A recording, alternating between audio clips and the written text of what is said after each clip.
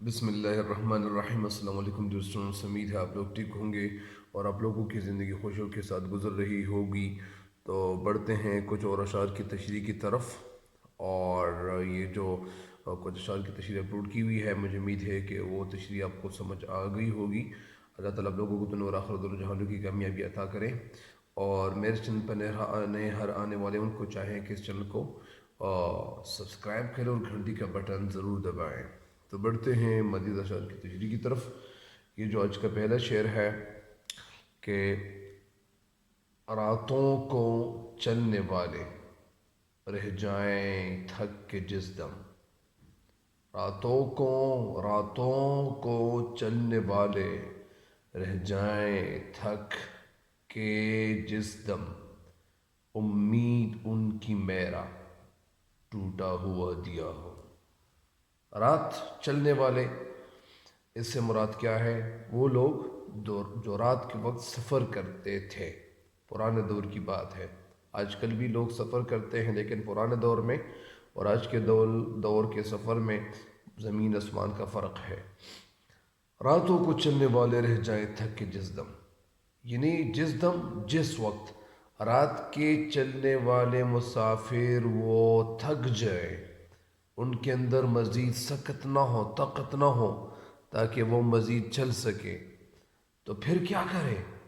امید ان کی میرا، تو ان کی امید میرا ان کی امید میرا ٹوٹا ہوا دیا ہو۔ ٹوٹا ہوا، یہ جو ٹوٹ پوٹ کا شکار ہو گیا ہو۔ دیا کا مطلب چراغ، لائٹ۔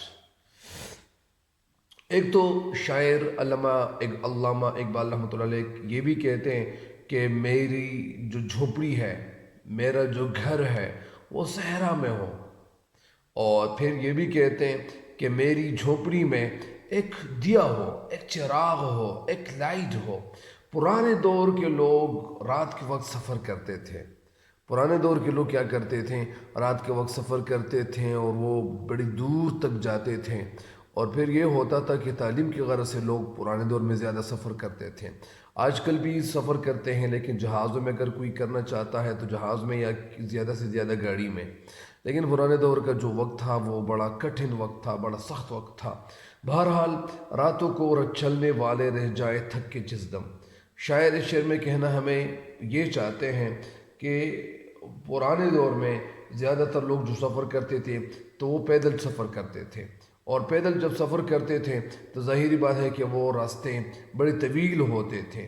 سفر یعنی جب پیدل ہو تو اگر وہ کم بھی ہو، مختصر بھی ہو، لیکن وہ بھی زیادہ ہو جاتا ہے، اس میں اضافہ اس لیے ہو جاتا ہے کہ ایک انسان جب پاؤں پہ چلتا ہے اور پھر جب وہ گاڑی میں بیٹھ کے چلتا ہے تو ظاہری بات ہے کہ اس میں بڑا فرق ہے۔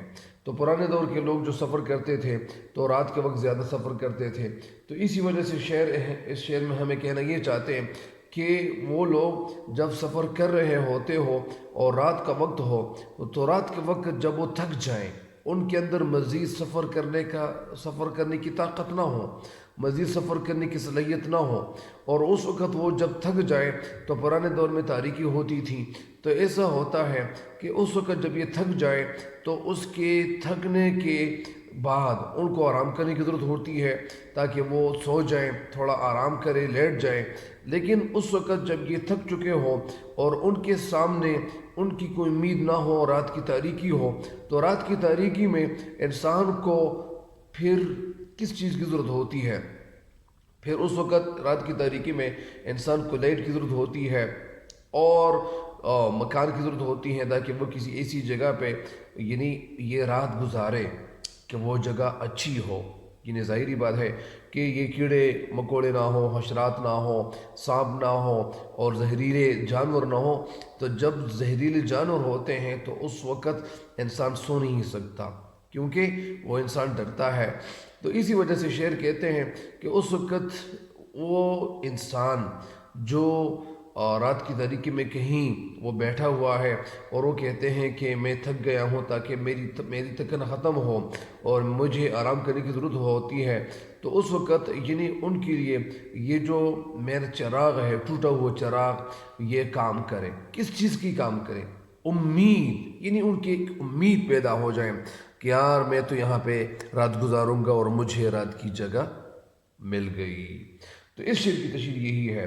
ایک دفعہ پھر اس شعر کی تشریح سنیں تاکہ آپ کو اس شعر کی تشریح سمجھ آ جائیں اور آپ پرچے میں صحیح طریقے سے یعنی لکھ لیں۔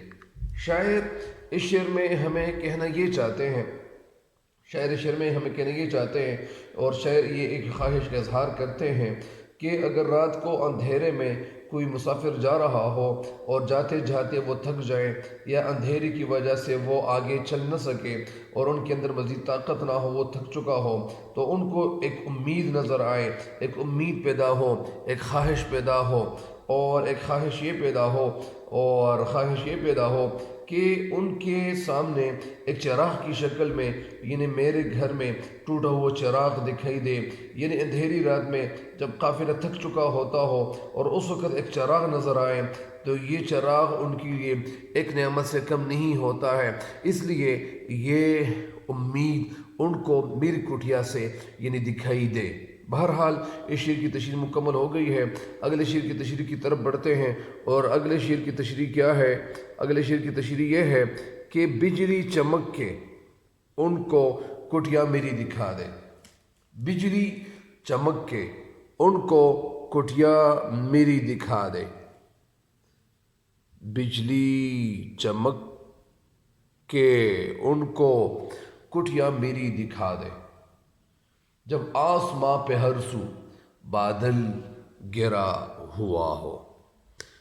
یعنی بجلی چمک جانا، بجلی چمک کے کٹھیا ان کو کٹھیا میری دکھا دے جب آسماں پہ ہر سو بادل گرا ہوا ہو۔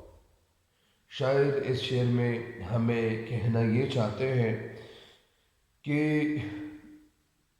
جب رات کی تاریکی ہو اور رات کی تاریکی میں کوئی سفر کر رہا ہو، تو رات کی تاریکی میں جب کوئی سفر کر رہا ہو اور اس سفر میں وہ ظاہری بات ہے بجلی چمک کے ان کو کٹھیا میری دکھا دے جب آسماں پہ ہر سو بادل گرا ہوا ہو۔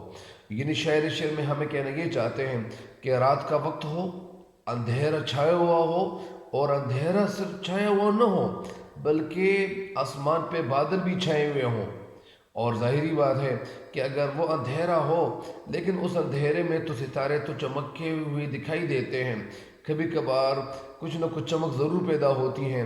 یہی کبھی کبھار ایسا بھی ہو جاتا ہے کہ اگر چاند کی روشنی کم بھی ہو لیکن اس کے باوجود کچھ نہ کچھ راستہ دکھائی ضرور دیتا ہے۔ لہذا شعر کہتے ہیں کہ یہاں پہ یعنی آسمان پہ بادل چھائے ہوئے ہوں اور اس وقت یعنی بالکل اندھیرا ہو، گھپ اندھیرا ہو، تو شعر کہتے ہیں کہ اس وقت جب راستے پہ چلنے والے مسافروں کو کوئی جگہ دکھائی نہ دے تو اس وقت یعنی آسمان میں بجلی چمکے اور یہ اللہ تعالیٰ ان پہ اپنی ایک یعنی مہربانی کر دے، تو اس وقت پھر یہ ہو کہ جب ان کو بجلی جب آسمان میں چمکتی ہوئی دکھائی دے گی تو جب بجلی چمکے گی تو اس وقت یہ ہوگا کہ یہ جو میرا کٹھیا ہے، میرا جو مکان ہے، میں جہاں رہ رہا ہوں، یہ میرا مکان ان کو دکھائی دینے لگ جائے گا، یعنی یہ مکان ان کو دکھائی دینے لگے گا۔ اور پھر کیا کریں گے وہ لوگ؟ ان کے دل میں یہ امید پیدا ہوگی کہ ہمیں کوئی ٹھکانہ تو ضرور مل گیا، ہمیں کوئی گھر تو مل گیا جہاں پہ ہم رات گزاریں گے۔ اور اس دوران آسمان پر جب بجلی چمکے جس کی وجہ سے مسافروں کو میری جھونپڑی نظر آ جائے گی اور وہاں پہ اس جھونپڑی پہ وہ کیا کریں گے؟ وہ قیام کریں گے۔ تو اس شعر کی تشریح مکمل ہو گئی ہے۔ ایک دفعہ پھر اس شعر کی تشریح سنیں۔ بجلی چمک کے ان کو کٹھیا میری دکھا دے جب آسمان پہ ہر سو بادل گرا ہوا ہو۔ انہیں شعر میں کہنا یہ چاہتے ہیں کہ یہ رات کا وقت ہو، بادل چاروں طرف پھیلے ہوئے ہو، اس وقت یعنی کوئی بھی روشنی نظر نہیں آ رہی ہو، ہر طرف تاریکی ہی تاریکی ہو اور کہ راستے پہ چلنے والے مسافروں کو یعنی وہ اپنی منزل سے اپنی منزل پہ روا دوا تو تھے لیکن ابھی ان کو اپنی منزل دکھائی نہیں دے رہی تھی، راستہ دکھائی نہیں دے رہا تھا۔